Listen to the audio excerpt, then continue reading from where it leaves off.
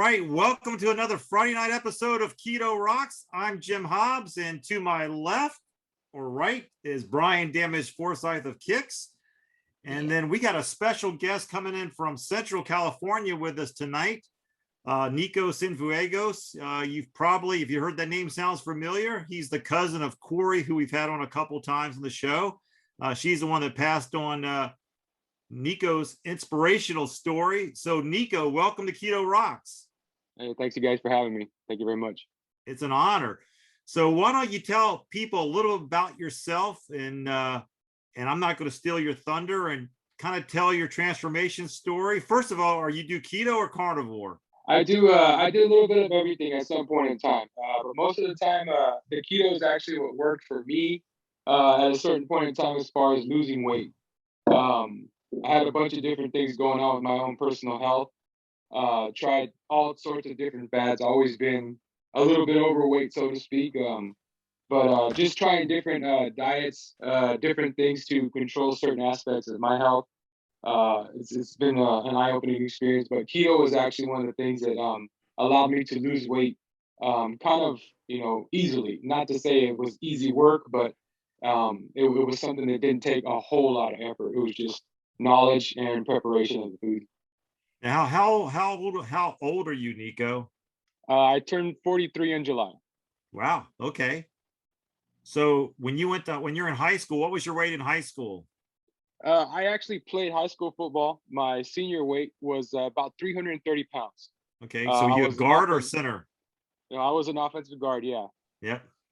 Yeah. So but the thing is, even at that weight, I was in better shape at the time. I was bench pressing, well more than my own weight, squatting. I was doing the whole thing, so being a bigger athlete, was not that tough.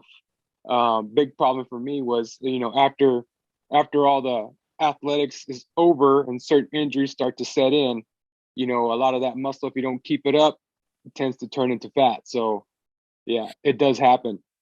Now, how did you get that big during high school? I mean, was it weightlifting, or were you just chowing down on the calories and getting as big as you could because that's what your coach wanted?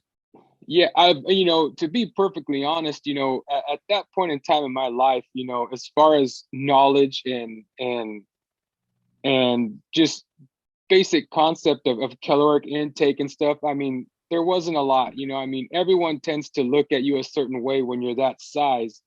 But when you're in high school and, you fancy yourself some type of athlete, you tend to turn a cheek, or turn it off. But there are things, I mean, I don't think I was as conscious about my food choices at the time, because I mean, at 18, we could pretty much stuff whatever you could. I mean, I think I was having a large pizza to myself post game night, and probably close to a 12 pack of beer, and we'd wake up and do Saturday morning practice, and we're talking 7 o'clock. Our coaches had a way of keeping us honest, so when we had to do Saturday practice just to get the blood flowing, sometimes we're a little bit hungover and stuff. But I mean, at 18, you could do that kind of stuff, and and now, I mean, I think a couple beers probably put me to sleep for a couple days. You know what I mean? But I hear you. Yeah, we're bulletproof at 18. At least we think we're bulletproof at 18.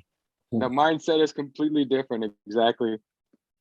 Brian, do you feel bulletproof at 18? Yeah, I remember back, and you mentioned eating a whole pizza. I worked at a pizza place right out of high school, and I would eat a whole pizza every night, and it never affected me. Yeah, our metabolisms were way higher and more efficient back then. Yeah. Especially if you're doing those football practices during those hot days of summer, because I know our coaches used to give us salt tablets, and it's hot in August practicing football. Oh yeah, back then it was pretty brutal. I mean, a lot of stuff you do nowadays probably wouldn't even compare. We were doing 2-a-days, and that's kind of how our football program worked. It kind of weeded out the guys that really didn't want to be a part of the program. So 2-a-days in summer, shorts and shells, practicing with helmets and shoulder pads. I mean, it tends to get up there. So even as active as I was still around the 330-pound mark, right around that area as a senior in high school. Now, did you have aspirations to be a pro athlete, to go to college and then go on to be in the NFL? I mean, at that point in time in life, sure, that's always the mindset, was to initially go to college, but certain things took place, little nagging injuries, a lot of people don't understand, for you to be even a college athlete and then to go pro. I mean, it takes an insane amount of luck and also just a really good gene pool. I mean, a lot of the guys that are not progressing into the NFL. I mean, there's some studs out there that don't even make it to the NFL or even past any type of combine. So it takes an insane amount of drive, talent, and of course athletic ability, which is part of your gene pool.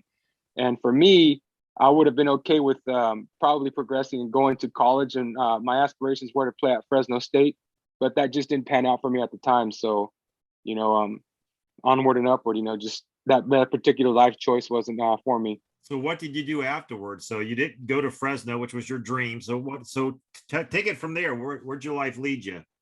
For after that, after high school, just kind of did the soul searching thing. A lot of my friends were pretty set on as far as their careers, but because certain things didn't pan out for myself, I kind of just floated around a little bit. Did the work thing, went to retail. Try to stay as active as possible. In case that opportunity ever did come up. But even for me, school was just a challenge. Even in high school, I really didn't find a lot of drive for school. And then to try and select a career the way my friends had done, it just seemed impossible to me. I know what I was passionate about. I was passionate about, cars, of course, growing up with my dad, that was something that me and my brothers always dealt with. And it was every facet of it. It was motors, hot rods, classic trucks. Low riding was a big part of my youth. So I knew what I was passionate about, but just finding a selected path to get to that, to try and make money at it, it seemed, really, really out of the way for me. So I stuck to work, at that point in time, like Matthew McConaughey says in the movie, it's money in my pocket, so that's kind of what I did. I just worked the retail gig and just kind of stepped around and kind of lollygagged through life. It didn't really have a clear-cut path to where I wanted to go as far as a career. So when did you make this decision that well, why don't you tell everybody how your weight, what was your highest weight? So you're doing retail. Where does that lead you as far as, I mean, it's tough. Just so everybody knows, when you're an athlete, you're especially when you're doing twice a day practices, I mean, you're burning a lot of calories. And as Nico said, if you don't continue that type of strenuous exercise, your muscle is going to turn to fat. And once that happens, it's very hard to get your motivation to go back out there and turn that fat back into muscle. Yes, that transformation alone, because like a lot of people don't realize, but that transformation does not happen overnight. It's both ways. When you're an athlete and you're doing that, you have some type of schedule. Like I said, we were practicing, doing the 5-day thing, Friday night games, Saturday night run through. So the only real days that we had off for rest was on a Sunday. And at 18, Sunday was pretty much another day for us to hang out and party, so your metabolism is completely dialed into what you're doing and you're burning a lot of what you're intaking.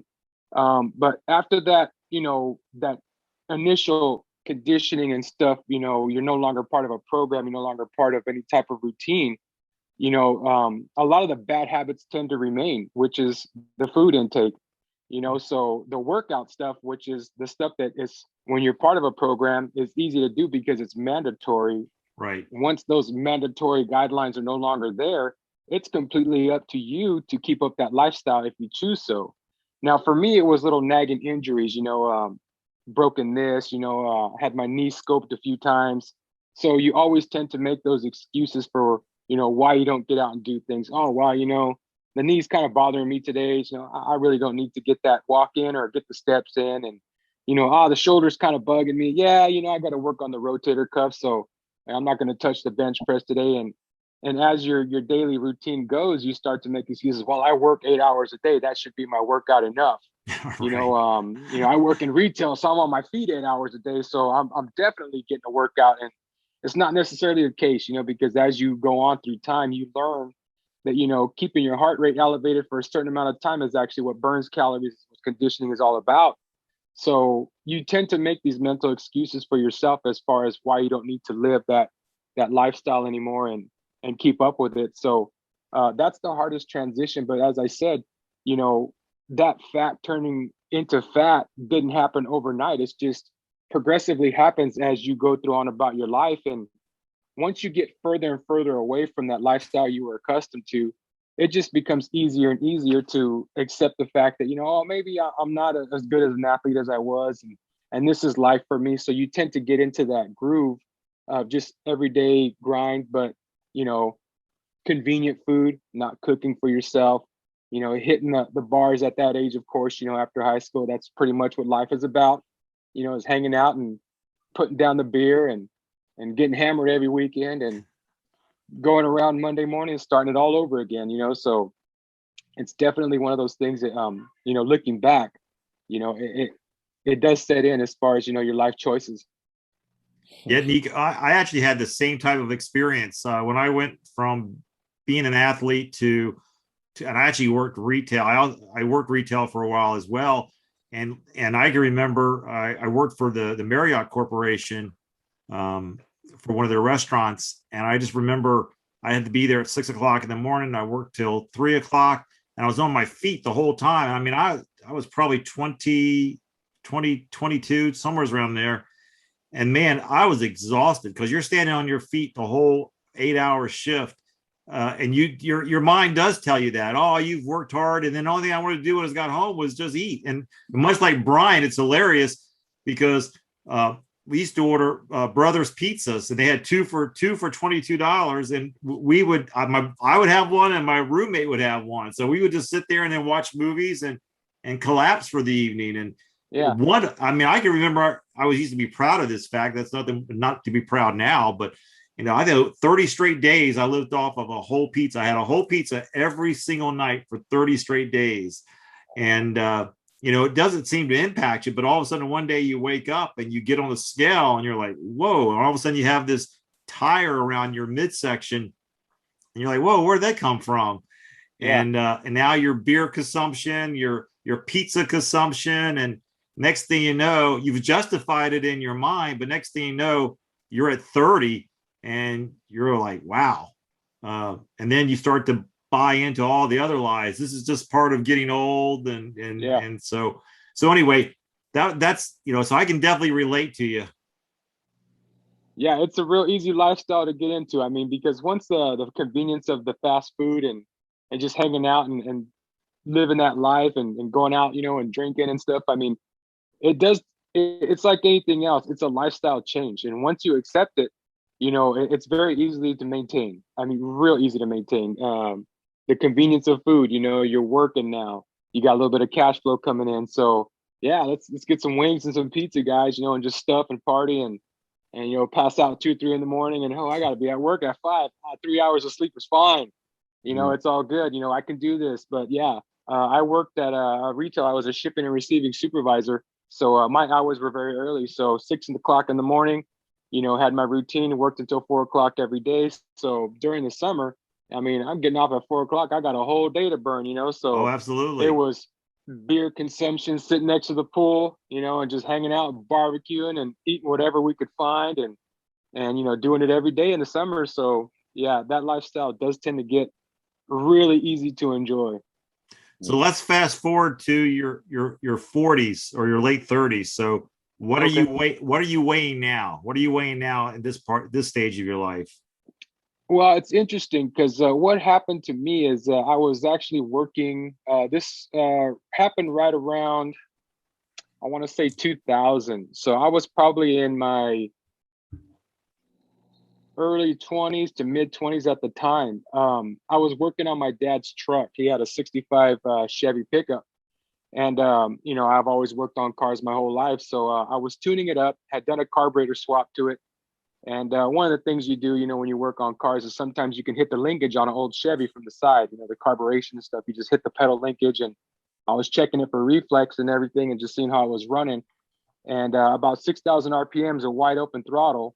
the fan blade decided to come apart, and Mm. that fan blade hit me in my my left forearm. So it completely obliterated, you know, the outer bone right around my wrist area, cut me Oh wide my. open, and severed an artery. So yeah, I mean, my uncle happened to be there that day when it happened, and he's a firefighter. So he applied, you know, pressure, tourniquet, and everything to the top of my arm just to make sure I didn't bleed out. But long story short, from that injury, the bench press and the weights kind of went by the wayside because it took 2 surgeries in about 6 months. And the doctor who reconstructed that area with a plate and a couple screws, he said, "Yeah, you're pretty much never going to bench press the weight you used to before." I mean, I remember hitting 315 pounds probably about 6 to 8 times, and then my max, you know, hitting 405 at least once. You know, and to see that kind of weight, you know, moving on a bar, you know, and you're doing it with your arms, it's pretty amazing. You get that high, but once you realize, you know, you're not going to do that anymore. I mean, I remember a few years after my surgeries, I tried to do probably about just 135 pounds, and I could just feel that bone flexing, and I was like, yeah, I don't think I ever want to push that. Right. So after that, you know, pretty much any thought of being any type of football player or even going back at any point in time for me was just kind of over. So, you know, that was the end of that particular thing. So that's what kind of led to the not working out of the upper body and stuff like that. You kind of just get to that mindset where, you know, weights are no longer going to be you know, a thing for me, you know. So then again, you know, all that stuff that you had going on, you know, the traps, you know, the deltoids, you know, the biceps, everything else going on, you just stop working out. You know, at least I did, you know, and I didn't have any type of drive to do any type of cardio or anything like that. Because for me, you know, when we did work out, it was weights. You know, the cardio was a thing that I hated to do, you know. So now that I don't have the weight workout, well, I guess I don't have to do the cardio anymore either, because there was nothing to keep it in check. So what happened was that, you know, after my arm healed, you know, I continued with the retail life and just kind of continued going on. And then in about, I'd say, yeah, about 2002, same thing. I was working at my job, and like I said, I had done, you know, competitive weights my whole life. You know, I mean, working in high school, you know, doing those weightlifting events, I thought I was a pretty strong dude. And one day I was, because I worked in an office setting. So one day we had this huge wall where it has case paper, you know, the paper that everyone buys in a box for their office, you know, and we had to rotate it, basically face the product, you know, and I was bending over and stooping, and I twisted one way, just the wrong way, and a 40-pound box of paper herniated 2 discs in my back. So Ouch. yeah, completely threw me for a curve. I lost all power in my hips. I actually crawled to my truck that morning, and you know, I ended up going to the ER, you know, just crazy, insane amount of pain, did not know what was going on. And that's when I was diagnosed with the herniated disc, you know, and they said, yeah, you basically pushed a couple discs forward in your back, and Hmm. it's going to be pretty tough from here on out. So kind of, you know, Now, Nico, what were you weighing at that point? What was your at weight? at that point, I want to say, you know, I probably had, you know, hit about the I'd say 350, 360 mark, Okay. you know, looking back, you know, because like I said, you know, not working out anymore, just doing the retail thing, you know, I would say that probably around that time, yeah, I was close to probably, I would say 360.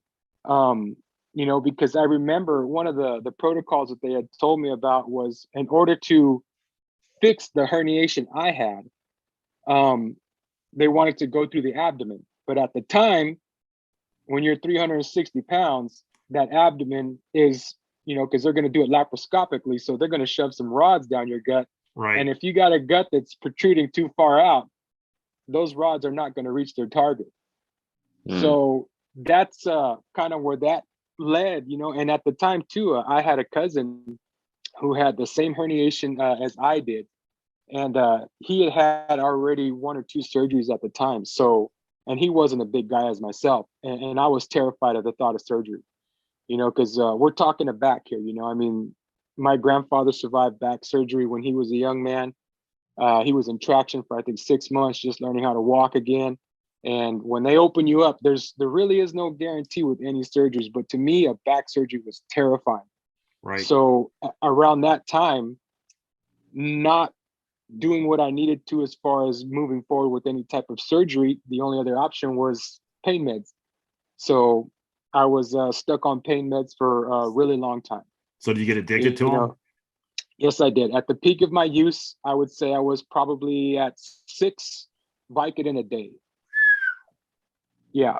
And those were the strongest Vicodin. And we're talking a time, back in 2003, 2000, around that time, where the opioid thing was not really a big concern yet. Right.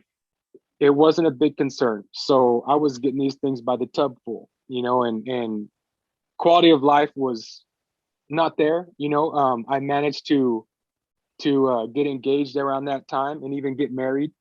But as far as what I was going through, mentally, it was a bad place, Now was your wife aware of your Vicodin addiction?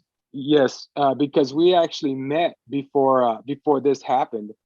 So she saw the progression happen, as the pain meds became more and more a part of life. And to be honest, it was, I give her a lot of credit for hanging around as long as she did, because if you've ever seen anybody in that position, you do tend to change. There are little things, that can cause an argument that aren't really, what an argument's about. I remember she would ask me, one time I ripped her head off and she's like, would you like to go to a movie? And I was like, really? You think sitting down in a chair for 2 hours is enjoyable for me? And she was like, I just wanted to see if you wanted to get out, but when you're in a lot of pain like that, and it's the highest pain level you've ever felt, there's nothing else to gauge it against. Life is pretty much sucks, Right. So a lot of the outdoor activities, and then once again that mental state comes into play where, well, I'm hurt, I don't need to go out and walk, I don't need to try and be mobile, and this happened for years. This carried me all the way into my 30s, because after all this happened, I had a lawsuit with my job because my job didn't want to actually pay or help with the injury I sustained at work. So that whole lawsuit lasted probably about 7 years, and this was just back and forth, really ridiculous meetings, meeting with attorneys. But 7 years, it flew by, and through that whole time, we're just talking about, most of the time my life was spent in bed, sitting down, because the way my herniation was, walking, hurt, sitting in a certain position hurt, as it still does. So I spent a lot of time laying down on my stomach, and consuming food, because at that point in time, food is pretty much the only comfort you have, so Right. it's just embellishing. You just sit there and put it down and put it down and put it down. And with the lack of movement, things start to tend to get out of hand, so I put on the majority of my weight after my back injury. So are you still working retail at this part, or are you work? As far as right now? No, back then. So when you're going through this, are you able to still maintain a job with your addiction, or you're just really spinning out of control? Right at that point in time, because of my injury, because of the lawsuit and everything like that, nothing really happened as far as surgery. So I was at home on a comp deal, they were paying me like a minimal amount of money through comp. I was going through the lawsuit, and that was a time where I just spent most of my time in bed, trying to move around where I could. But, to be perfectly honest, my motivation was shot. At that point in time, life really seemed over as far as, the outlook, as what was going to happen, because I guess I pretty much weighed the future on whether or not I was ever going to have surgery. And in the back of my mind, that surgical procedure was not an option at the weight that I was. And I knew that, but as far as me changing how to lose that weight and stuff like that, that was never a clear-cut path. It was just how am I supposed to be active? So then again, the excuses set in, well, I can't lose weight because I can't work out. So, I'm gonna wait on for surgery. And that's when the whole idea of the gastric bypass at the time had started to come into play. So a lot of those things were tossed around. So your doctors during this time, as they're seeing you, are saying, "Hey, look, we really, we need you to work on getting you." They wanted to put you on a diet to lose weight. Yes, they wanted to do something, and then even the thought of the gastric bypass had come around at that time. But even before you do any type of surgery like that, they want to see some type of dietary history, because they want to see that you're actually trying to lose weight, because that surgery, it's not a fix-all. At some point in time, it's a tool. And at some point in time, you still need to, be held accountable for what you're putting in your body. So, but like I said, at the time, mentally, what was going on, a lot of things just didn't line up for me at the time. So I was just kind of riding the pain meds, and just goofing out, and seeing what was around the next corner. Now, you're still married during this time, or are you separated at this point? Still married during this time. My marriage did survive during this time.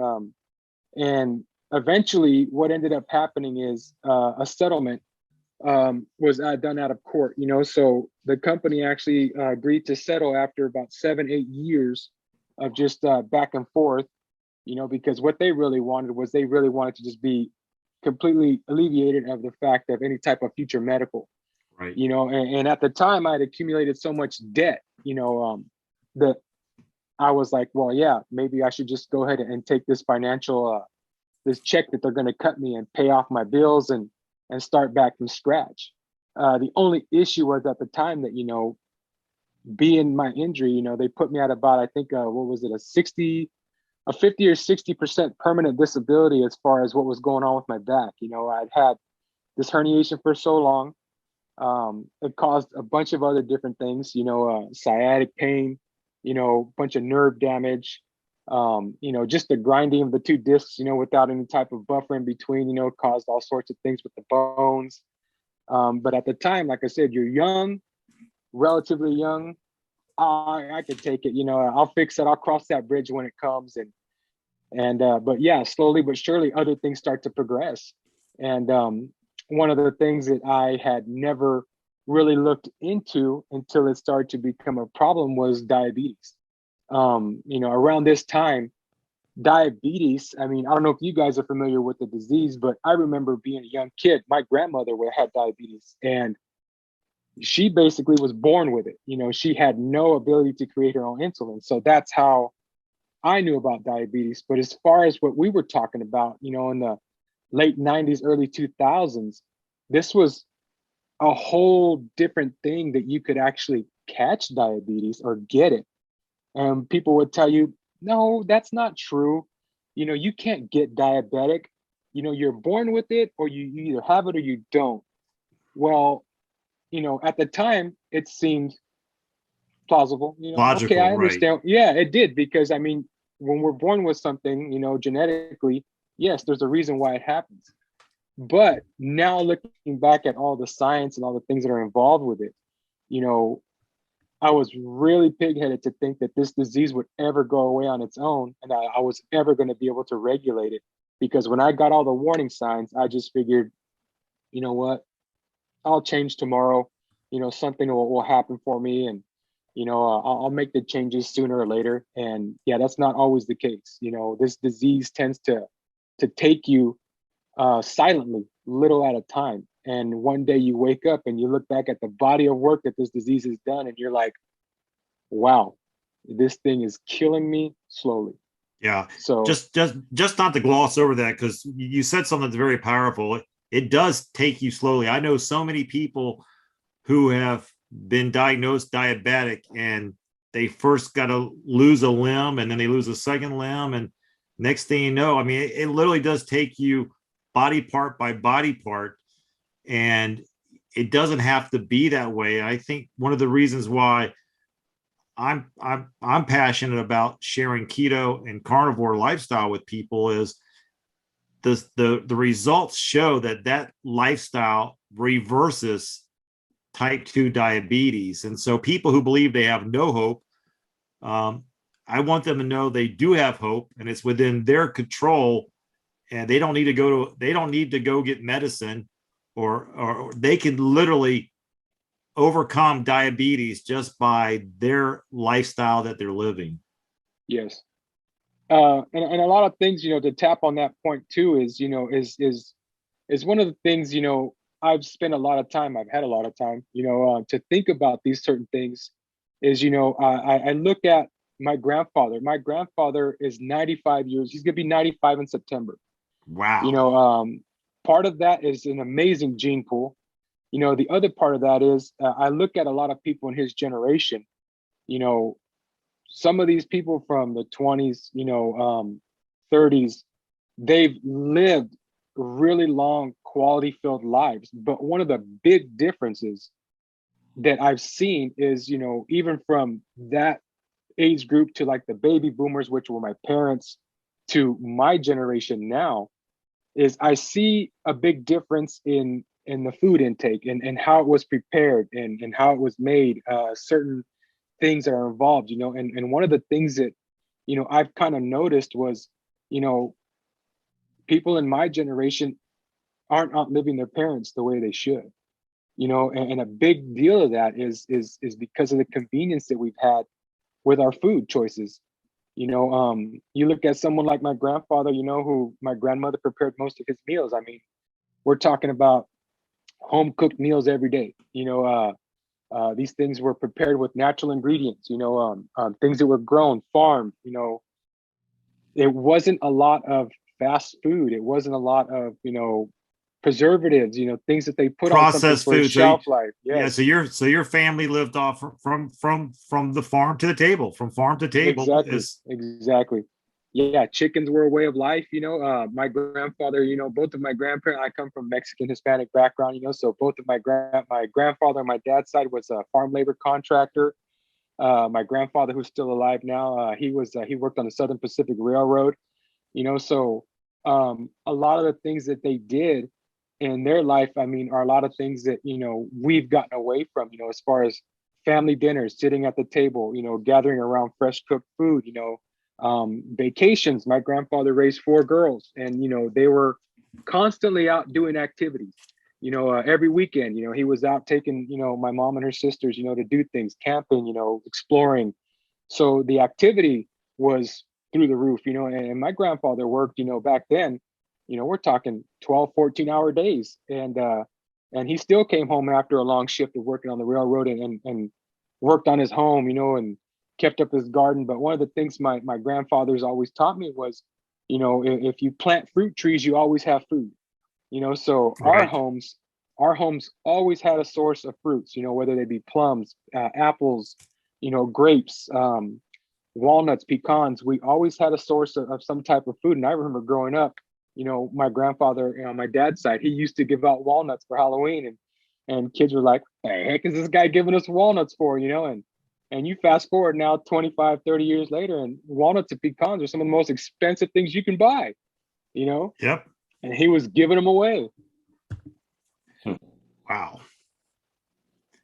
So you come from a good gene pool, it sounds like. Yes, So on one side I do. Mm-hmm. okay. So that's your dad's side? That's my mom's side. My grandfather, on my mom's side, of course, he's lived to be 95, and all his brothers have lived into their 90s, have passed around 90, 92. He'll be 95 in September.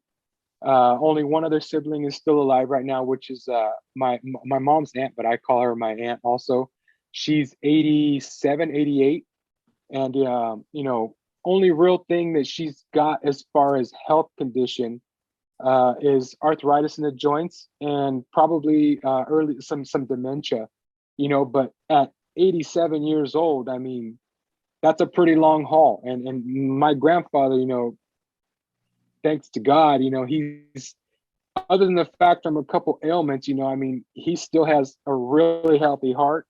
He still goes to the bathroom really well, as far as, how he processes food, but he's he's an amazing guy. He's definitely, somebody I look up to as far as, survival. He survived, like I said, he broke his back He survived prostate cancer. And then, of course, on my dad's side, that was the other side of my gene pool. A lot of heart condition. A lot of heart condition. My dad was, fortunately, one of those victims of heart condition. He had a number of things going on with his heart. He passed about 3 years ago at the age of 67. So, but it also was a smoker. Different lifestyle. So, I remember listening to it was last year sometime. It was a special that Garth Brooks had did, and he was talking about his parents, and he said, in the interview, it's kind of like an interview documentary type thing. He said, your parents give you two things in life. They give you the people you want to be and the people you don't want to be. And I just remember seeing my dad struggle with so many health things. I did not want my son to see those types of things. My dad struggled with smoking. I remember since I was a kid asking, hey, Dad, I don't want any presents for Christmas this year or nothing for my birthday. How about we just quit smoking? You guys are crazy. That's all I do. That's my only, just leave me alone. I'm happy. And, but even when my dad went through a lot of his health concerns and health issues towards the end of his life, just making small changes were very, very hard for him, and in that statement that I heard from, when I listened to that Garth Brooks thing, it kind of resonated with me because I wanted to show my son that, regardless of your circumstances, once you make up your mind, you could do anything you really want, and that includes giving up a lot of those vices and those things that we enjoy day to day, especially for the longevity, to be a part of somebody's life, to see the big picture, and like I said, I love my dad 100% and I miss him dearly. So we just sorry, lost you. That's okay. Yeah, I had an incoming call, so it just blocks the Zoom. But yeah, just those basic things, were enough drive for me to change a lot about my lifestyle. So did you do that on your own, Nico, or do you seek help, or did you just decide to do it on your own? Actually, what it was about 2010.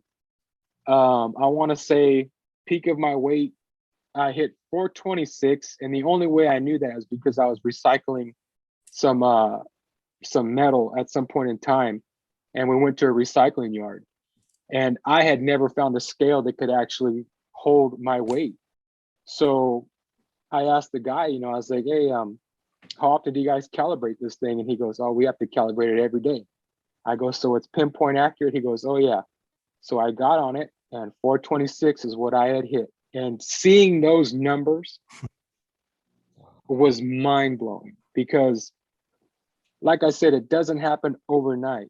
Nope. But when you tend to look at that reflection and you see those numbers, it settles, pretty badly. So at the time, I remember me and my wife were trying to conceive. And I remember just, we miscarried twice, and I just felt like it was never going to happen. And at the time, trying to do different things, trying to conceive just kind of became a chore. And then with my particular back problem, I was like, you know what? This is another facet of life that I'm just gonna have to chalk up to just being done, and not even going to happen. So roughly around 2000, because my son was born in September, so right around 2011,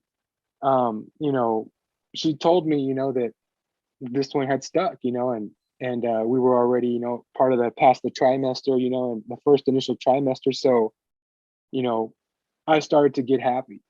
But one of the things I did notice was the way I was living. How was I going to be an active father?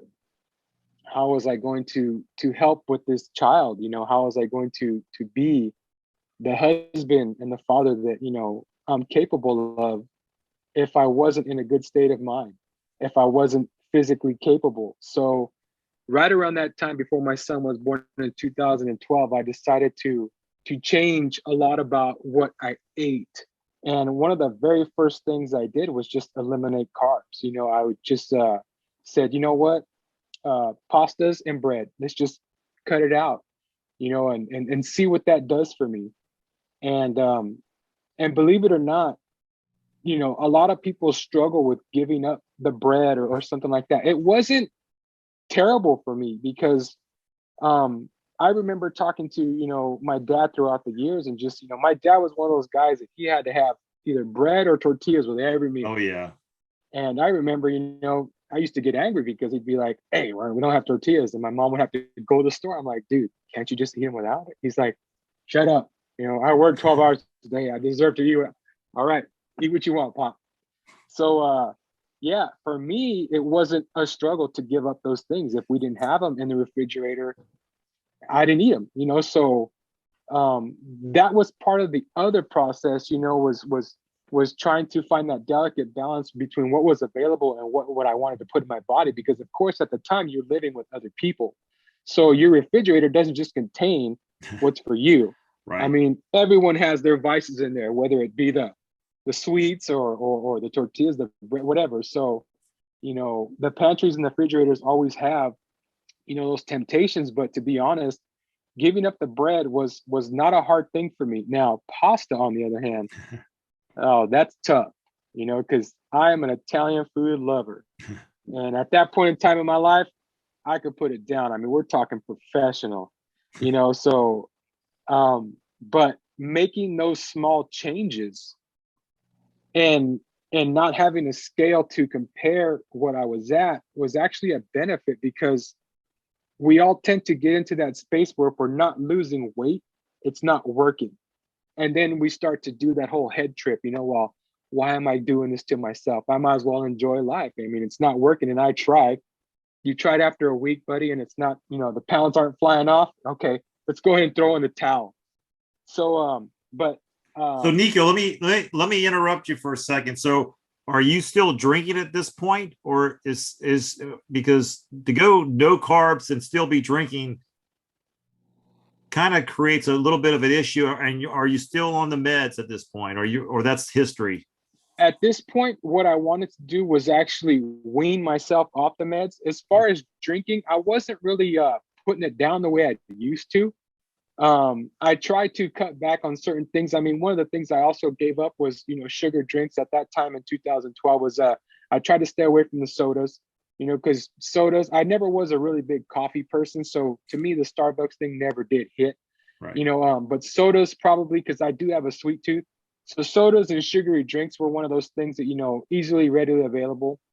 But I did try to dial back the opiates at some point, because I did realize that, where I was, the quality of life I was having, being blitzed out of my mind most of the time, just wasn't very sharp. My focus was off, and I remember slurring words at one point in time, throughout that whole process, just trying to get past the pain, and plus, the physical pain was a part of it, but the mental part of it was also probably the strongest thing, because I've always told people, I can handle physical pain. I can take myself elsewhere.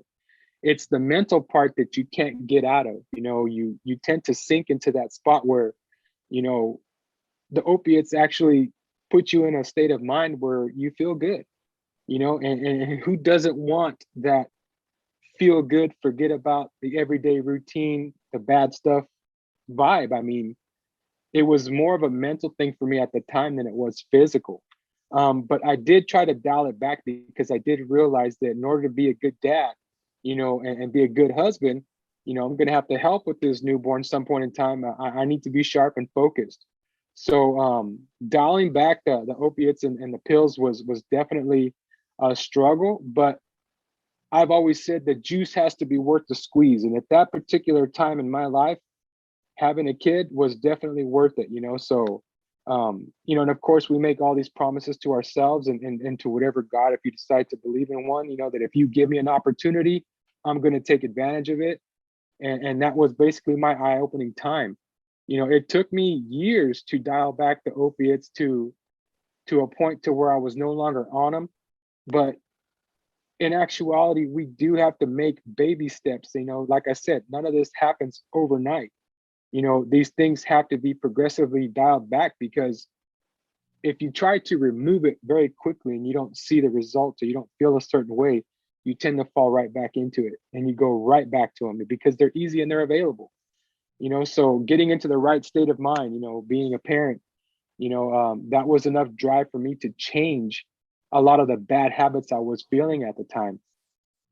Brian, what was your motivation back? I know it's like 20 or 23 years ago, but what was your motivation to give that lifestyle up? Jail. That's a great motivator. But yeah, I mean, I can totally relate though. You know, I went through a whole drug thing at the end of, or through the 90s really. And yeah, the whole mental thing that just, yeah, it's a horrible place to be in. And so the jail part sort of took me out of the drugs and gave me some mental clarity, and gave me the moment of clarity where I looked at it and I'm like, what am I doing? So that was the change for me. But I have another question for you. It's you know, before you found the keto thing, were doctors giving you nutritional advice? And you know, I'm just wondering what you went through with that. Like you know, when you were talking about the gastro bypass thing, were they giving you suggestions on your diet at that point? I mean, honestly, at some point in time, the dietitian's diets always came into some type of play. Mm-hmm. But it doesn't ever really sink in. A lot of us tend to make excuses, especially I know I did, for the reason I was the way I was.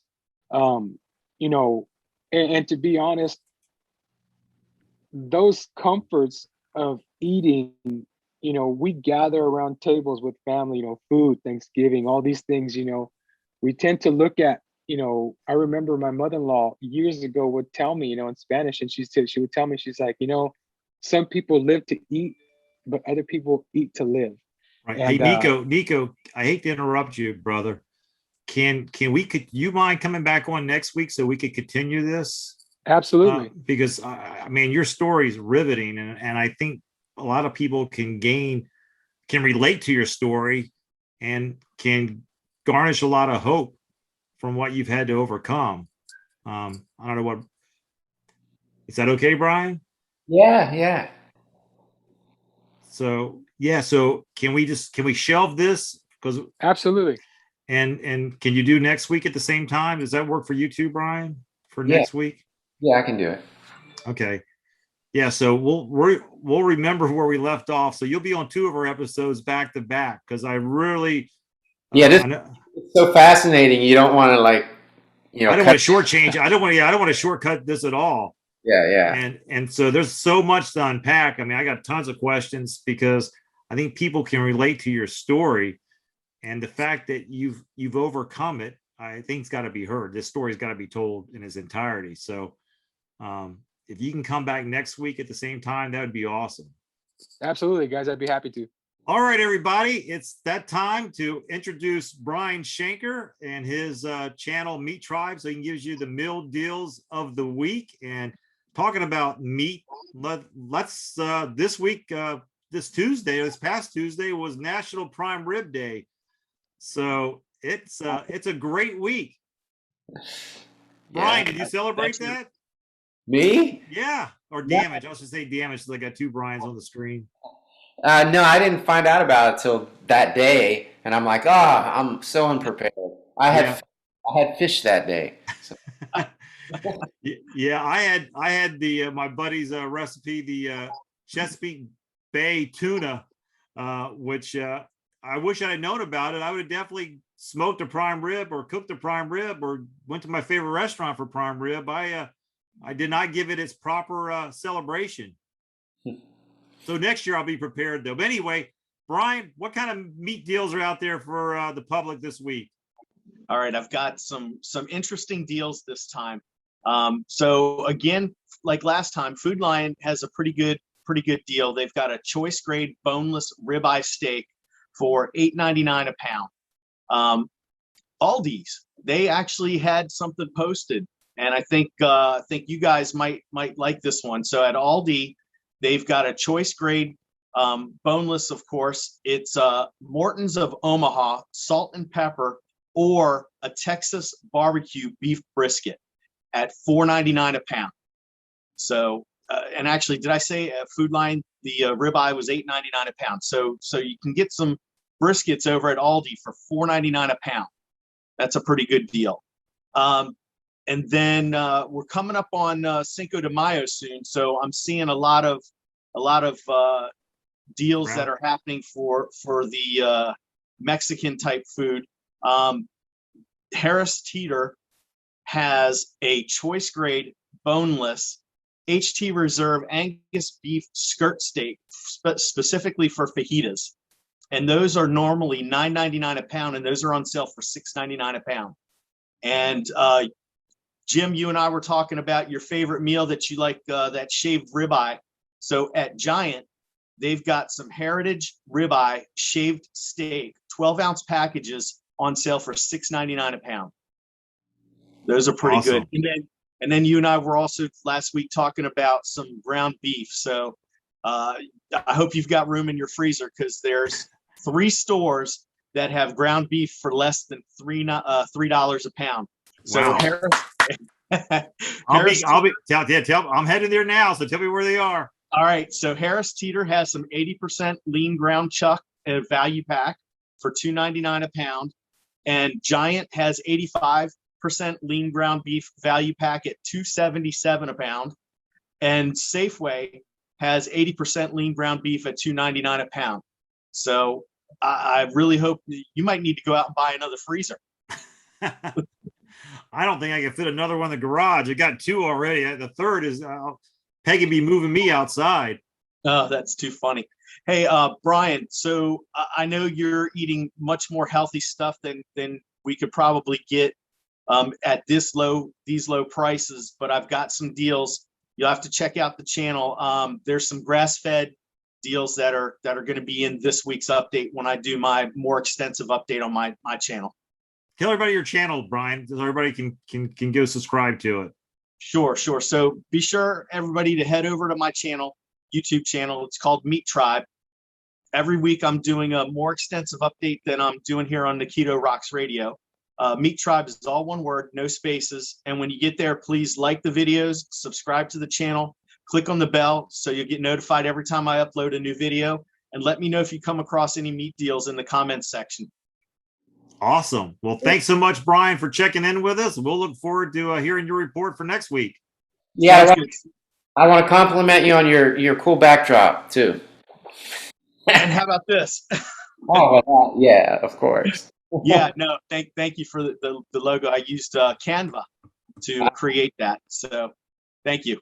Nice. All right. Thanks, Brian. All right, guys, take care. See you next time. We'll see you next week. All right, take care.